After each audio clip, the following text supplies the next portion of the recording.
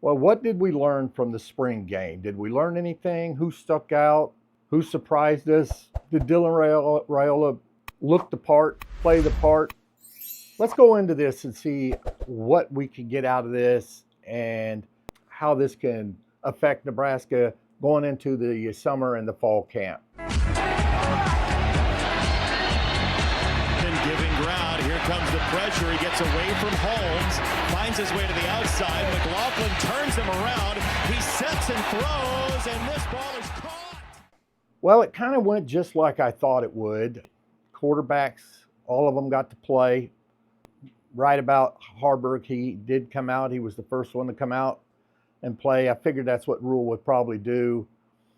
But you saw all the quarterbacks kind of got to rotate in and get series with the first teamers and the second teamers, as well as the third teamers.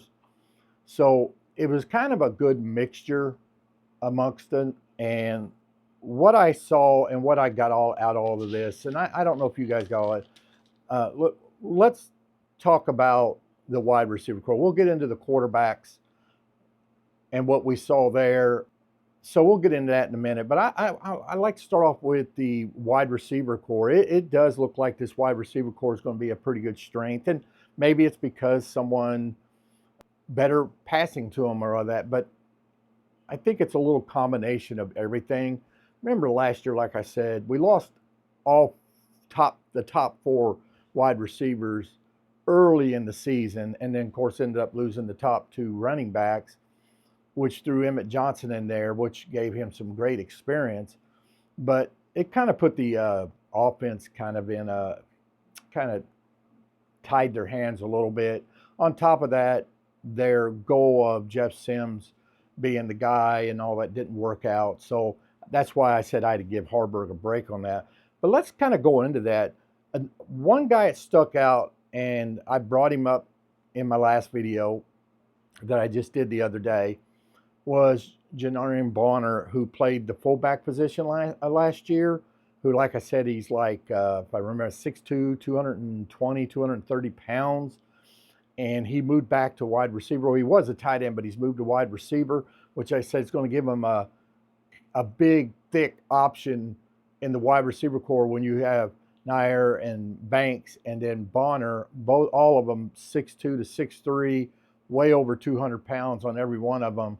And that's kind of what you need here in the Big Ten. And he really looked good today. He had some great plays. He had the first touchdown catch on the first drive there with Dylan Raiola throwing to him, and played very well throughout. Had some great catches. Did drop one that I saw one right in his hands. But other than that, really looked strong. Another one that looked good was Jalen Lloyd. Jalen Lloyd had a big touchdown pass from Dylan Raiola. I didn't write that down. I can't remember exactly how far it was. Probably about 40 or 45 yards if I had to guess. Keelan Smith was another one. He came on strong. He came in at the end of the game, probably around the third or fourth strings that got to come in, and really shined in that final 4 minutes, couple minutes drive. He really looked good in that, which he's another one in my impact players that I kind of brought up. I think you're going to see him this year. He might end up redshirting because they got some pretty good depth in the wide receiver core. You already got Nair and Adams. Then you got Jalen Lloyd. You have now Janarian Bonner. You got Malachi Coleman, who was hurt, that's coming back. So I got a feeling Keelan Smith's going to get 4 games in. He is going to go look good. That's why in my newcomer impact players for 24, he was kind of an honorable mention, just because I thought with the depth of the wide receivers, he's probably going to play in 4 games, look good in 4 games. Doesn't mean he couldn't play on, but I don't know realistically why you would want to burn his red shirt unless, again, injuries happen at the top of the depth and you kind of need him like we did last year. But he really, surprisingly, he looked really, really good. And that's what I've been hearing. Ja'Cory Barney played earlier and he looked good. I know we had a couple injuries. Demetrius Bell went down with an injury. I haven't heard any news on it. And another one went down and I just didn't catch the name, and they had to bring the card out for him. So That's about the only two major injuries I really saw, or really two injuries that stuck out. For the most part, press conference hasn't happened yet, so I'm sure we'll get some details when that comes out. But overall, I think the wide receivers look really good. The defense, I thought the defense to me struggled. I don't know about you guys, but I thought, and maybe the offense is just looking that much better, because the defense to me just didn't look as good. Yeah, they had a couple of picks. The first pick that Dylan threw in defense of him, it hit Davon. I believe it was Davon Hall that it hit in his hands, if I'm not mistaken. But it hit him right in the hands and bounced off, and then had the pick off the tip, which still goes down as an interception. But in a way, Dylan put the ball where he needed to. The other interception came from Daniel Kalen, him throwing across his body across the middle. That was probably a no-do. That's definitely a freshman throw. But let's look at now also the running backs. The running backs I thought played well. Dante Dowdell looked strong, looked physical.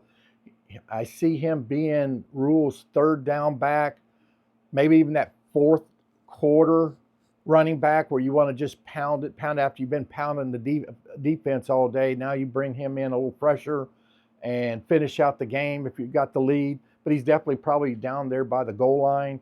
Saw some physicality, but the good thing about him, he could run around. He could get you some yards running around, but he likes going in between. He's a bigger back, and so he looked good. Emmett Johnson looked good. Didn't play as much as I thought he would. And a lot of the young guys, I saw Ives in there, and then Bazooka, is that his name? He had some shining moments in there. So I was kind of impressed with the running back group. So I thought overall there we did well. You could tell the offensive line, you could tell the offensive line is going to be a positive. You could see that when I was watching the offensive line. And sometimes that's hard to do, but you just watch that offensive line.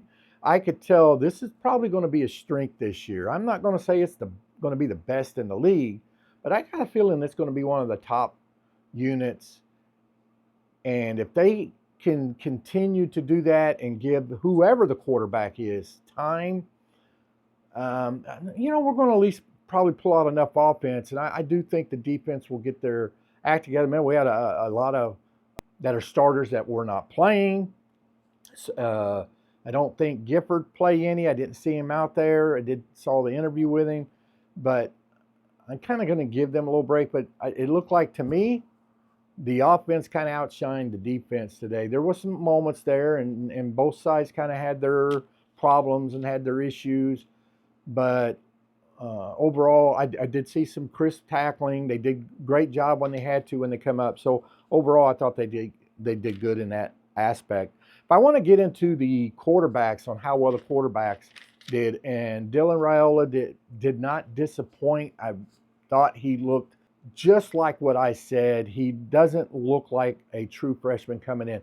I noticed that's what I was talking about in my last video, the difference between Dylan Raiola coming in and Daniel Kalen, where Dylan, because of his father and all that, and going around and playing in the programs in Texas and in Arizona and Georgia, some of the top elite high schools, and then going to these football camps, having these quarterback camps, you could tell he's well more developed than Daniel is. I think Daniel does have the tools, but he looked like a true freshman when he came in.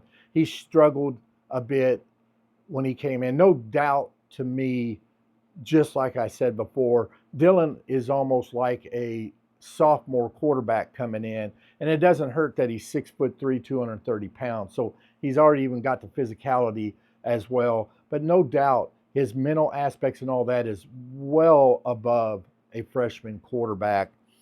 And that's probably what got me the most. He looked so poised no matter what the defense brought. And I said that last video about practice, is no matter what happened, if the line collapsed, he had to scramble out and buy some time. He's always looking downfield. He's rolling around, looking downfield, looking to find that open guy. And you saw that happen with Borbiter. I think he hit, or was it Flint? One of them right down the middle.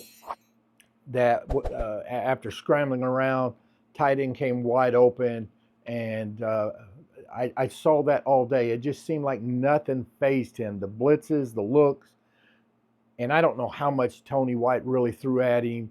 And you even heard Gifford say it. Isaac Gifford said it in his little interview they had on the sidelines. That's what impressed him the most. That nothing phased Raiola, and that's a definite plus. Probably did take a lead. I think he's probably got the edge. But the quarterback that surprised me the most, and I did say this was his job to lose, was Heinrich Haarberg. Really looked good. I think you guys who were laughing at me saying this is Haarberg's to lose. He was the starter. Rule doesn't like giving it up if you were the starter. And I said there's been a lot of improvement. He's really improved on his passing, and you saw that in this game. You saw he was definitely the second best quarterback. If not, he was right there with Raiola. To me, if you had to compare the two, he's right there on how well they did today. If you had to look at stats-wise, now I didn't get the final stats. I know in the first half, Haarberg went 6 for 10 for 137 yards, threw 2 touchdowns. He did not throw an interception. And Dylan Raiola went 15 of 21 for 239 yards, had 2 touchdowns. He did throw that interception, but again, it was off the receiver's hands. Still counts as an interception.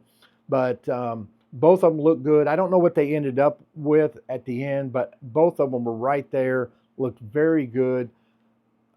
I could see this is a different Haarberg than you saw last year. And the one thing he brings better than the others is his legs, because when he's out there, if he could throw like that with his running ability, that other defenses is going to have to account for that. So right now, this is a neck and neck. To me, this is either a Raiola or a Haarberg fight to start. And I'm telling you right now, if it stays that way, even all that, probably going to go by turnovers. Like how you doing in practice? Are you turning the ball over? How you getting it? If everything's even all the way down the end, don't be surprised if you don't see Haarberg start the season. I still think Dylan Raiola is going to get in there. I still think he's going to play in the games. By the end of the year, he might be the starting quarterback. When's the last time we actually saw our starting quarterback go the whole year without having an injury in the quarterback room? It's been probably since 2016, if you guys had a guess. So it's been a while. So I think we're going to need them both. I think we're going to end up using them both. I think we might even have some Packers in there. The one that probably had the most disappointing, and I kind of brought it up, was Daniel Kaelin. Again, he just looked like a freshman. I know in the first half he was 7 of 11, 68 yards, and he did have an interception. And his interception was just probably bad judgment at the time. It looked good at the time, and give that defender credit. He eyeballed him and jumped the route and intercepted that ball. And it just seemed like Daniel just couldn't get into that ribbon, couldn't get into it. It seemed like he struggled probably the most out of all of them. So the way I saw in this game, and don't judge everything on one game. This is still just one practice. Remember, this is one of 15 total practices. Even though we call it the red-white game, the spring game, it's still one of the scrimmages they do through the 15 practices they get. It just happens to be practice number 15. So let's not judge or criticize someone for one game, one bad game they had that just happened to be the last game that everybody gets to see. And kind of vice versa too. Let's not, crown Raiola as the quarterback or even Haarberg the quarterback because they happen to look good today. But I was impressed with Haarberg. I knew there was a lot of improvement. Part of me was like, okay, is this just talk? This is just Rule talking to not show favoritism, to show, hey, this is up in the air. I was wondering, did Haarberg really did improve? Remember, we heard all last year, Sims was it. Sims can't go wrong. He's it. And once he got in the game, it didn't show. So we haven't really gotten the game. Remember, they weren't hitting the quarterbacks. They weren't tackling the quarterbacks. One of Haarberg's touchdown passes to Fedoni, that would have been a sack. But it was nice to see him in that crowd find Fedoni open. So I did write that down and look at that. So don't get me wrong, let's not try to take too much into this.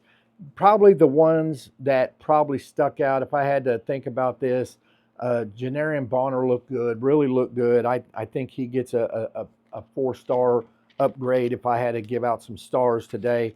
And don't get me wrong, Daniel Kalen had a nice drive. He ran that 2-minute drive down at the end right before the half, but Trevano missed the field goal. Looks like Toronto had a kind of a rough game too. I know he missed a couple of field goals, but the players I thought stuck out today. Dylan Raiola looked good. He stuck out. I give him a 5-star.